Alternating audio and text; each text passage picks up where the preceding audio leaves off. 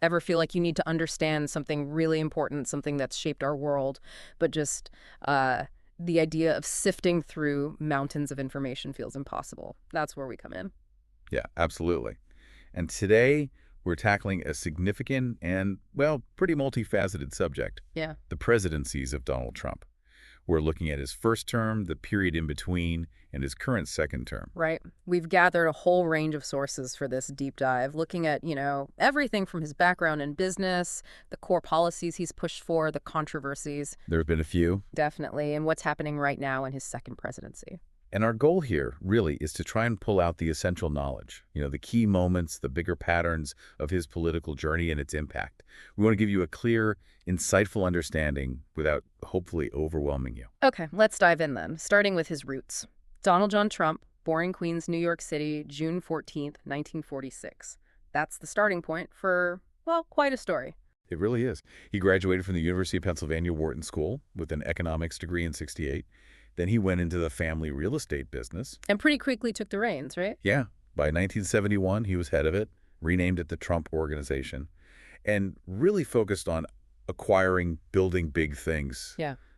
Skyscrapers, hotels, casinos, golf courses. And it wasn't just the big developments either. There were all those side ventures, licensing his name a lot. That's true. But it wasn't always straightforward success. There were those 6 business bankruptcies in the '90s and 2000s. Which is interesting, right? Considering the image, what does that tell us? Well, it's a contrast, isn't it, between the image he projected of, unstoppable business success and these financial restructurings. It raises questions about risk, maybe, and how he navigated those bumps while keeping such a high profile. And that profile got a massive boost from TV, The Apprentice, 2004 to 2015. That really cemented his image for millions, didn't it? Oh, absolutely. As this powerful, decisive figure. It even led him to briefly think about running for president back in 2012 as an independent. Looking back, how important was that whole media persona in paving the way for what came later? I'd say it was crucial, undeniably. It gave him this unique platform, a direct line to a huge audience. He built name recognition and a persona that, well, politicians usually spend decades building. And that 2012 flirtation, it suggests the political ambition was already there, bubbling under the surface. Okay, fast forward to June 2015. He announces he's running for president as a Republican. And the campaign that followed was, no, not typical. Not at all. By March 2016, he was a Republican frontrunner. His whole communication style just broke the mold. Statements often seemed suggestive, maybe open to interpretation, and fact-checkers noted a record number of false statements. But it connected somehow. He really tapped into that feeling of, frustration with politics as usual. His lack of government or military experience wasn't a negative. It was framed as a positive. The outsider. Exactly. Why did that work so well? I think it spoke to this deep-seated feeling many voters had that the system wasn't working for them. He was the guy unburdened by D.C. ways who could bring a fresh eye. And he constantly went after the media, claiming bias. Right, which reinforced that narrative, him against the establishment, fighting for his supporters. So then he starts laying out his policies, picks Mike Pence as his running mate.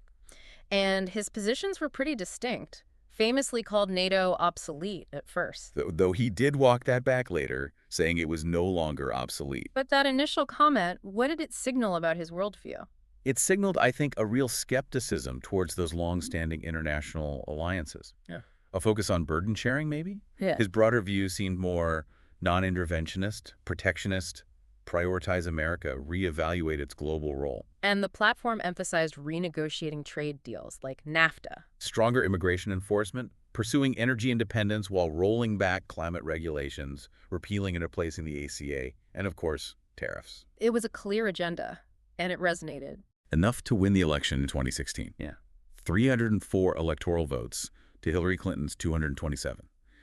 Even though, and this is crucial, he lost the popular vote by almost 2.9 million. Yeah, that popular vote loss really threw the country's divisions into sharp relief, didn't it? It really did.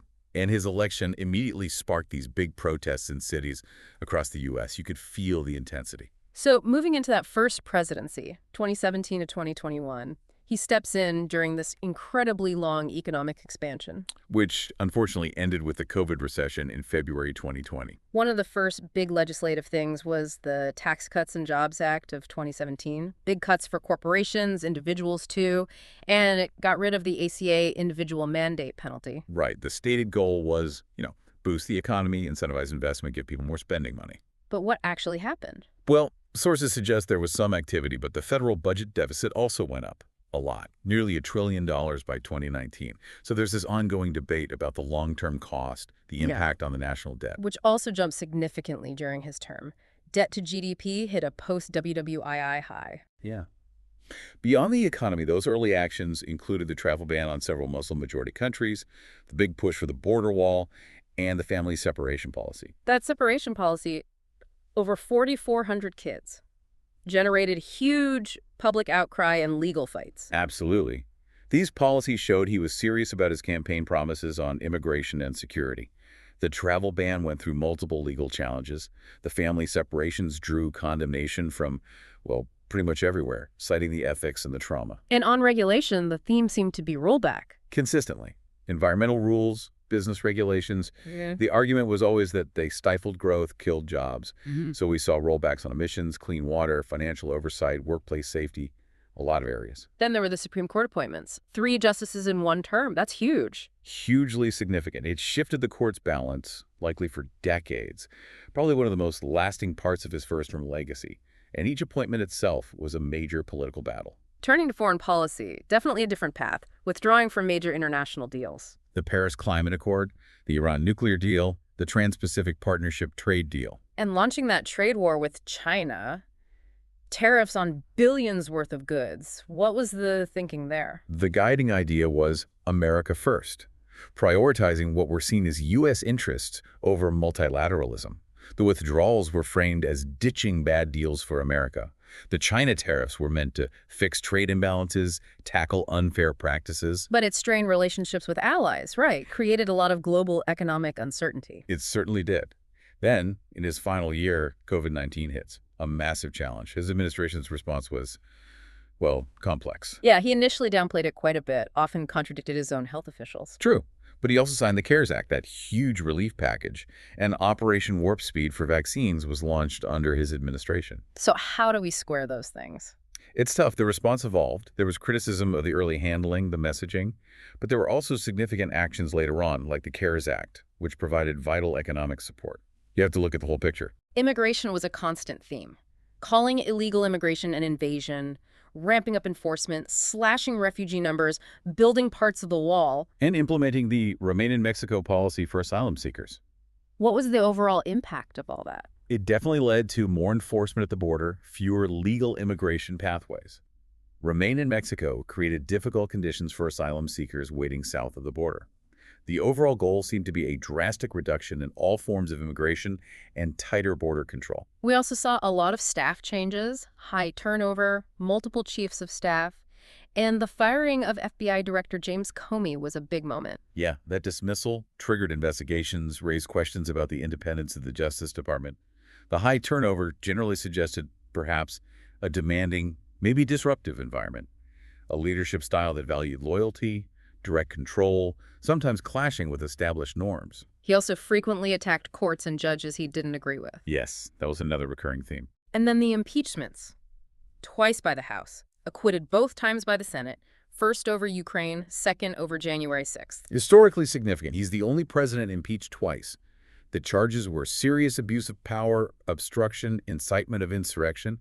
Even with the acquittals, those events left a mark. And we have to mention the false statements. Fact-checkers tallied over 30,000 in his first term, plus constantly questioning the 2020 election integrity, claiming it would be rigged. Refusing to commit to a peaceful transfer of power. How did that shape the political environment? It definitely eroded trust. Trust in media, trust in the election process itself. Those claims about 2020, specifically, fueled polarization and were a major factor leading up to the January 6th attack. Became a defining part of his presidency. So after he leaves office in 2021, he doesn't fade away, stays at Mar-a-Lago, remains hugely influential in the Republican Party. Very much so. Those false claims about the 2020 election continued, became known as the big lie. He endorsed tons of candidates in the 2022 midterms, Launched his own media company, TMTG, with Truth Social. This period really shows his staying power, doesn't it? It does. His brand, his connection with his base, even out of office, he was a central figure shaping the party's direction. But this time was also filled with legal issues, major ones. Yes. In 2023, found liable in civil court for sexual abuse and defamation, and separately for business fraud. Then, the big one. May 2024, convicted on 34 felony counts in New York, falsifying business records tied to hush money. Making him the first former president convicted of a felony. Though, after he won re-election and returned to office, he received the penalty-free unconditional discharge in that case.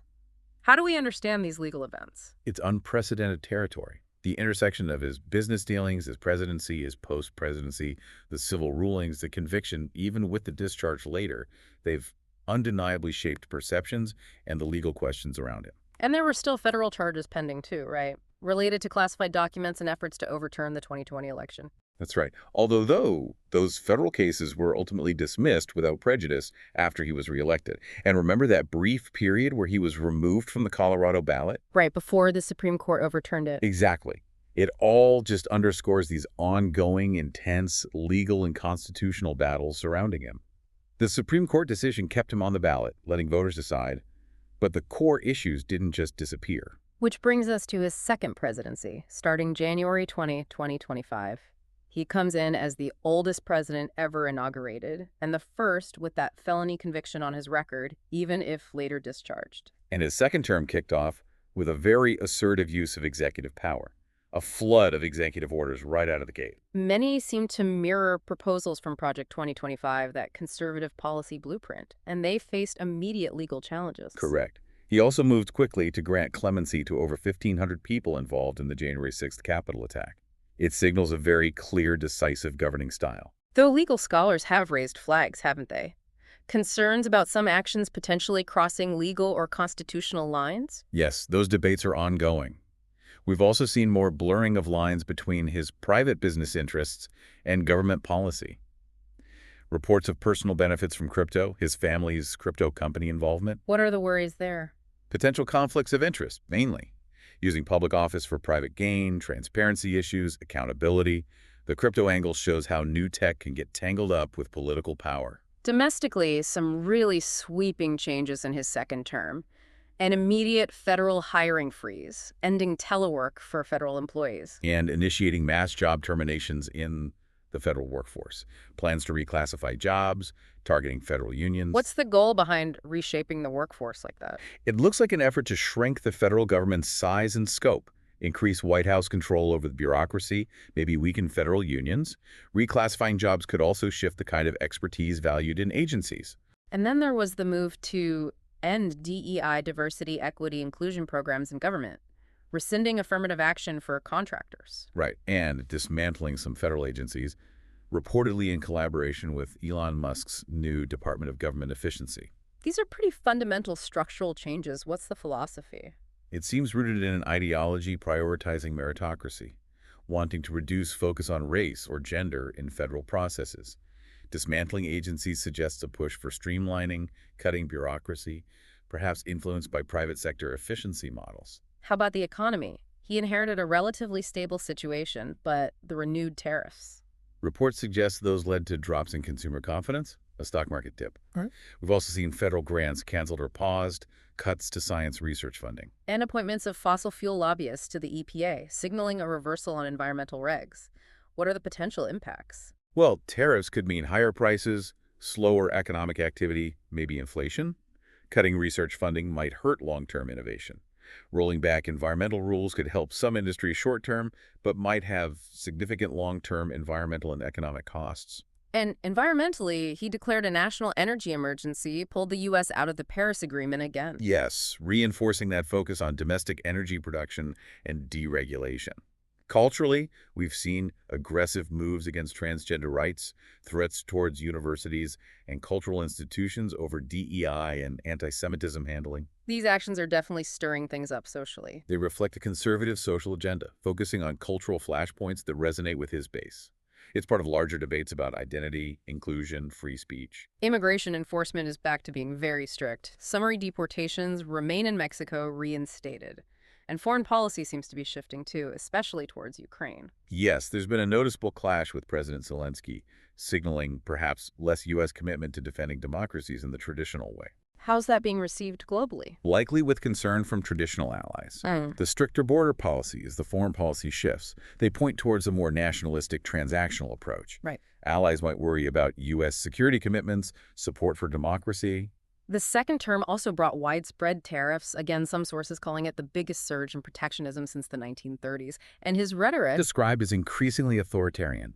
Using terms like vermin for opponents has drawn comparisons to uh, fascist leaders. there are serious worries about political violence linked to that kind of language, right? And embracing extremism, conspiracy theories, even links between his rhetoric and rising hate crimes. Yes, the intense divisive language raises real concerns about democratic health, societal division, even potential violence. The historical comparisons highlight the dangers of dehumanizing opponents. And finally, he's kept up the pattern of frequent false statements, attacking media outlets he sees as critical, exploring ways to control media narratives. And his inaugural approval rating for this second term was historically low for a returning president. Uh-huh. Historians have also increasingly ranked his first term pretty poorly. It all points to just how polarizing his career has been, the impact on U.S. society and institutions.